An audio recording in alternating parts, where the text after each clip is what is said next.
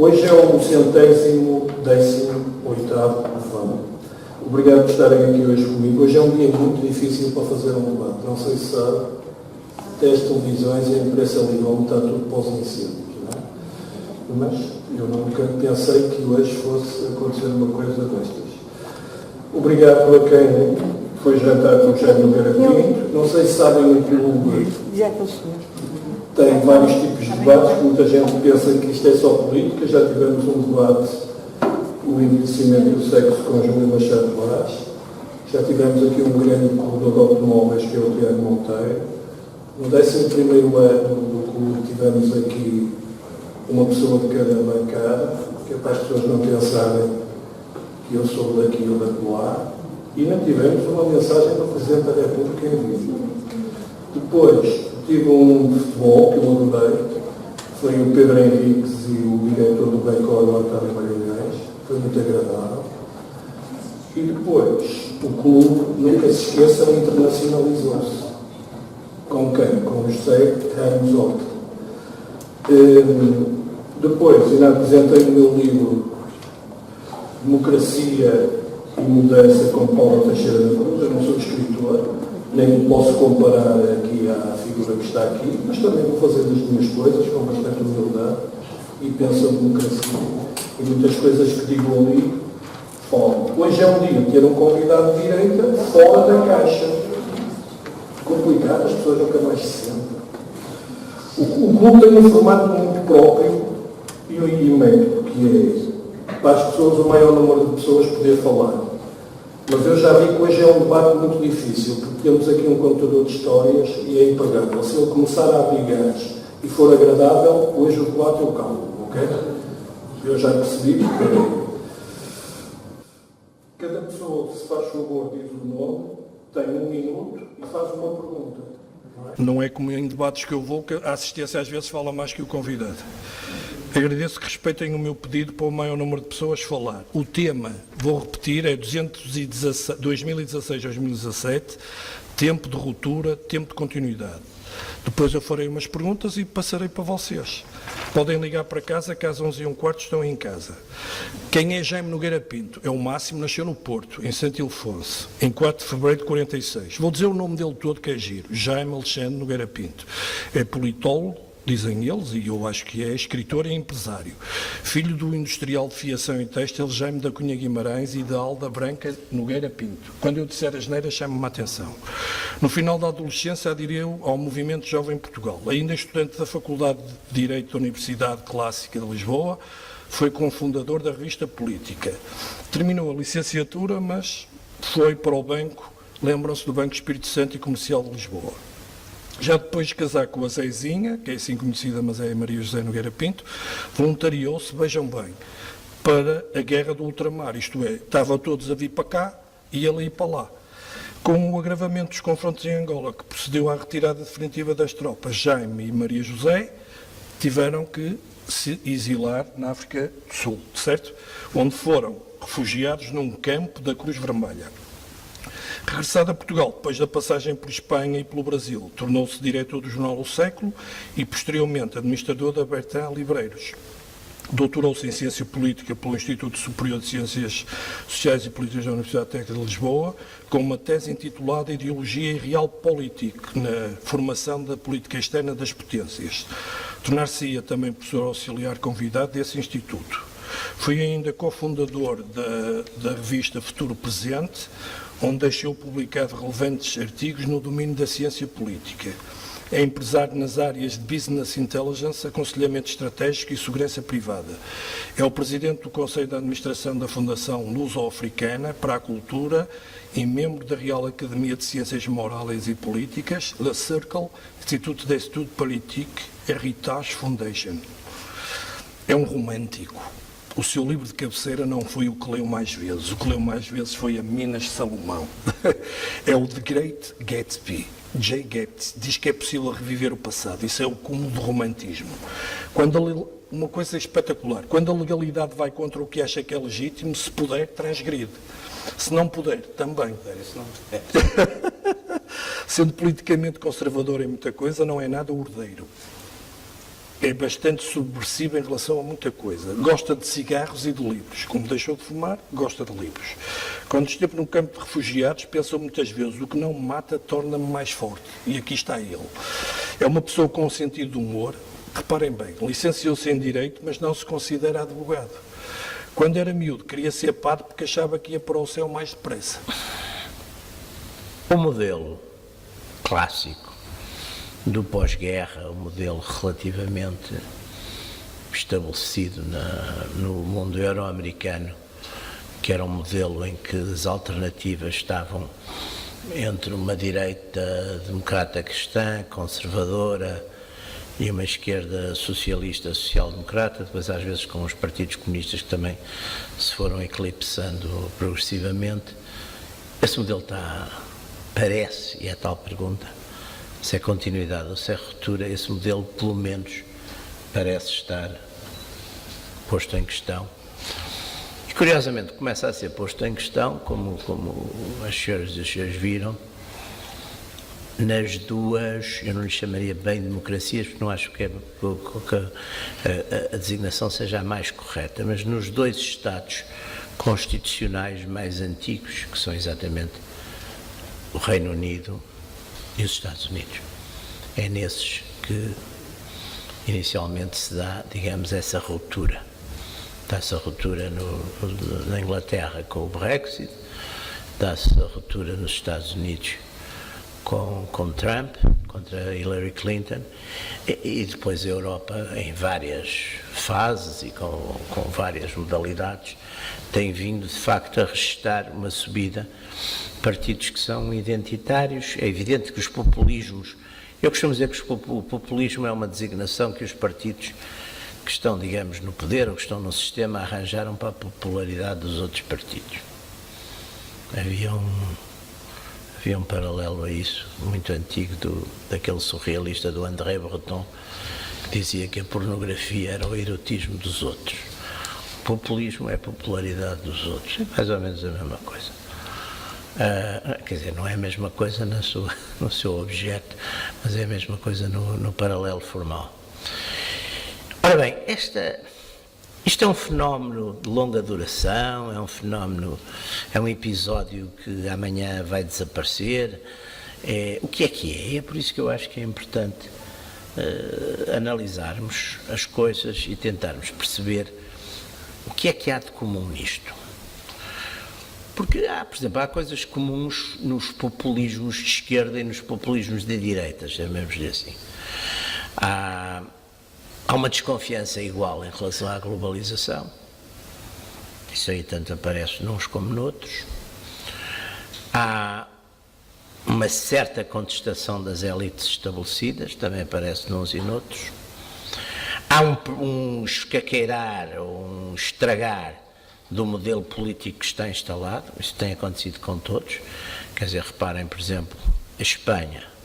A Espanha viveu durante praticamente todo o período pós-franquista, viveu essencialmente com dois partidos, o Partido Popular e o Partido Socialista, e neste momento há 4 partidos em Espanha importantes, 4 partidos que têm mais de 10%. Mas é evidente que foi uma coisa excelente para uma parte do chamado terceiro mundo, outros países em desenvolvimento, foi para as classes médias desses países, mas as grandes vítimas foram exatamente as classes trabalhadoras e a baixa classe média, e parte ainda da classe média dos países desenvolvidos, ou seja, da Europa e dos Estados Unidos, que são os países mais democráticos e, portanto, onde a população tem voz ativa nestas coisas. E, portanto, a partir daí, é natural que estes fenómenos que estão a acontecer, porque vejam, por exemplo, a análise dos Estados Unidos, da votação dos Estados Unidos é muito simples. Penso que todos vós olharam para os mapas da votação dos Estados Unidos normalmente representam o Partido Republicano encarnado e o Partido Democrático azul. Então o que é que nós temos? Temos uma enorme faixa na costa leste azul, que para depois ali mais ou menos à altura de Virgínia, portanto sul de Washington, e depois temos uma faixa também azul na ponta do lado da Califórnia, e depois temos praticamente no meio, no sul e no meio, temos uma enorme faixa encarnada, que é o Midwest e o sul, que votam republicano e conservador já há muito tempo. E depois tivemos, e é aí que Donald Trump ganha as eleições, temos 5 estados lá em cima, no chamado Rust Belt, portanto naquela área onde está Detroit, Pittsburgh, etc. O que é que são esses estados? Eram estados que votavam sempre desde 84. Em 84 houve uma grande vaga republicana, o Reagan ganhou em todos os estados, menos em 2. Mas desde aí que nunca mais nenhum desses estados tinha votado num republicano.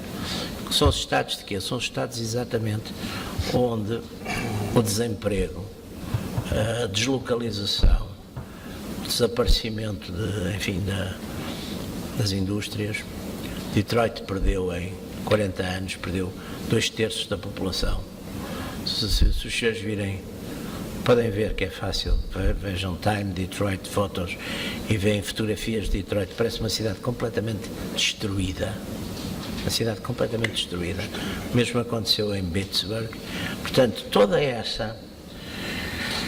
Há uma parte muito importante, e isso também é o fenómeno que se dá na Europa hoje em dia, há uma parte muito importante destas populações que estão revoltadas, que estão indignadas e que são contra o que eles acham que são as elites americanas e mundialistas, globalizadoras, que os lançaram não só numa grande pressão económica, como também do ponto de vista nacional, uma certa humilhação. Rogério Pires, faz favor. Boa noite. Muito boa noite. Pegando no tema deste debate, continuidade ou ruptura, e tendo em conta a nossa jovem democracia vivida alternadamente entre períodos de crise e pessimismo, com períodos de expansão e otimismo, a que se segue nova crise, não acha que o caminho seria mesmo a ruptura, de modo a sairmos deste ciclo vicioso? E se sim, no seu entender, o que deveria ser feito, nomeadamente, que atitudes, estratégias ou reformas, de modo a evitarmos a manutenção desta alternância? Muito bem, Rogério. Bom, vamos ver. Nós estamos hoje envolvidos, quer dizer, nós, a partir do momento de 74, 65, que deixamos de ser uma nação com um império, nós passamos a partilhar, de certo modo, um bocado o destino da área geopolítica em que estamos inseridos, não é? Com mais ou menos autonomia, mas passamos a partilhar isso. É evidente que não vamos ter soluções pioneiras em termos políticos. Pelo contrário, aliás, o fenómeno mais interessante e que várias vezes se tem falado é que somos talvez o único país, até da Europa Ocidental, pelo menos, e eu acho que até da Europa toda, que está ainda, por exemplo, com os mesmos partidos com que foi fundado o regime. Quer dizer, a Espanha tem partidos novos, o Podemos e o Ciudadanos. Mas há o Bloco de Esquerda aqui. Mas o Bloco de Esquerda é um fenómeno interessante, mas é um fenómeno muito dentro do regime. Quer dizer, vamos lá ver. O Bloco de Esquerda é uma recuperação de todos aqueles vários movimentos de esquerda revolucionária fora do Partido Comunista e que, de facto, fizeram uma recuperação daquela margem que, de certo modo, foi um bocadinho perdida pelo Partido Comunista e talvez um bocado de gente que não votava antes. Aliás, eu penso que sociologicamente o Bloco de Esquerda é muito quadros jovens. Mas então acha que o nosso regime vai ser em continuidade? Mas o nosso regime vai acontecer o que aconteceu no resto da Europa, quer dizer, a Europa está um bocadinho, não direi que está a partir, mas está numa crise profundíssima. Mas não acha que, se me permite, a pergunta que fez, já viu a dificuldade que é fazer um partido político? São 15 mil assinaturas. São 15 mil, 7.500. Sim, isso é para o Presidente. Não, 7.500 é nas duas. Está bem, mas há aquelas que estão mal e tal, tem que ser às vezes o dobro. Também, mas quem não consegue isso também não vale a pena, não é? Como dizia Na tradição, quem não tem competência não se Não, estabelece. mas há aqui outra coisa, desculpe lá que Não eu se tenho que arranja perguntar. 7.500 Isso até assinaturas. passa publicidade no meu livro. Às vezes um partido tem menos votação do que aquilo que foi para se organizar, então o que é que está ali a fazer? Isso é verdade. Portanto, aqui não, mas eu acho que o problema aqui em Portugal é mais um problema, é que os partidos ideologicamente têm todos mais ou menos as mesmas ideias, quer dizer, eu não consigo, se alguém me conseguir explicar quais são as ideias políticas, não estou a falar das práticas políticas, mas quais são as ideias políticas que distinguem o PS do PSD. Muito bem, Fico vamos contente. continuar. João, faz favor. Boa noite. Cumprimento o Dr. Jaime Nogueira Pinto, felicito por mais esta excelente intervenção, e a minha questão tem a ver com o crescimento da direita radical. À medida que nós vemos estes movimentos na Europa a surgirem com mais força e vemos as propostas, nós concluímos que as propostas e a mensagem da direita radical é muito parecida com a da esquerda radical. É o aumento do salário mínimo, é o aumento da intervenção do Estado, o aumento das despesas sociais, e muitos dos votantes da direita radical são votantes da esquerda São radical. exatamente. E como é que se A distingue? grande diferença é a nação. Como é que se distingue os dois? A grande diferença é a nação. A grande diferença é a nação e a correção política. Os partidos é um ponto, eu agora estou aliás a acabar um livro, se Deus quiser, espero que saia antes do Natal, que trata Mas exatamente... já percebi que não tem título, porque é a última coisa. É a última coisa que eu dou. Não, por acaso este já tem título, que o editor pediu. Então como é que se chama, diga-me? Não pode dizer? Posso dizer, posso. Ninguém me vai roubar, só o título. Só se alguém eu escrevesse agora à pressão. Não, o livro vai se chamar, em princípio, Iluminados e Bárbaros. Utopia e populismo no século XXI. Mas aquilo que o João estava a dizer, Mas eu aqui- tinha falado nisso por Ora, acaso. exatamente. Eu acho que as diferenças são profundas. Onde é que estão unidos? Estão unidos, de certo modo, contra o sistema. Estão unidos, de certo modo, contra esta espécie de supercapitalismo um bocado anónimo, financeiro, que, de certo modo, controla coisas e domina, e que nem sequer é dominado por capitalistas físicos, é assim por uma espécie de capatazes qualificados, que os tais que fazem as tais contas e levam e fecham e movem sem querer. Extrema-direita, de raiz nazi, que tivesse como ideólogo Adolf Hitler ou fascista, como Mussolini, toda a gente consideraria isso inconcebível. Eu também acho. Mas porque é que acham perfeitamente natural e até tonurento, descrevendo com a descritiva de geringonça, um partido que, para se manter no poder, se alia a um partido comunista, de raiz stalinista, e a um bloco de esquerda de raiz maoísta, trotskista, etc. Porquê? Sim, senhor. Porquê? Não, é porque eu acho que é uma coisa, eu aliás, Vai, Miguel.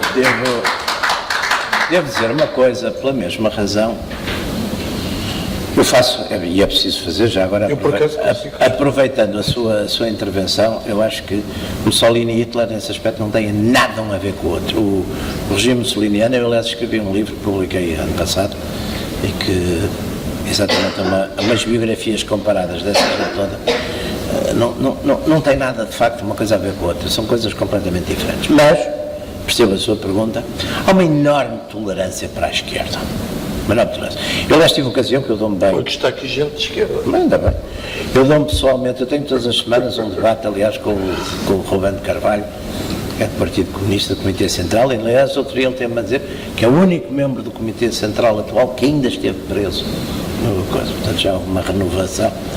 Mas dou-me bem com ele.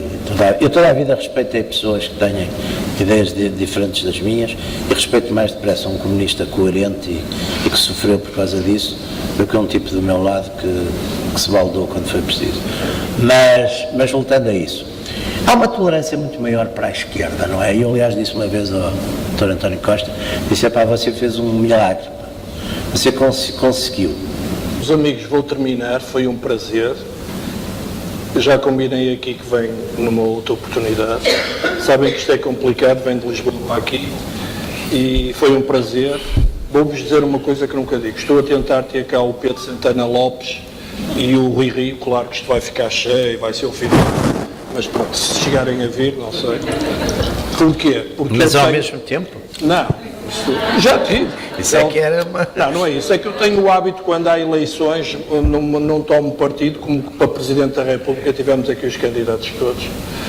O Marcelo não pôde vir, mas já tinha vindo antes. Pronto, foi um prazer. Obrigado por terem vindo cá.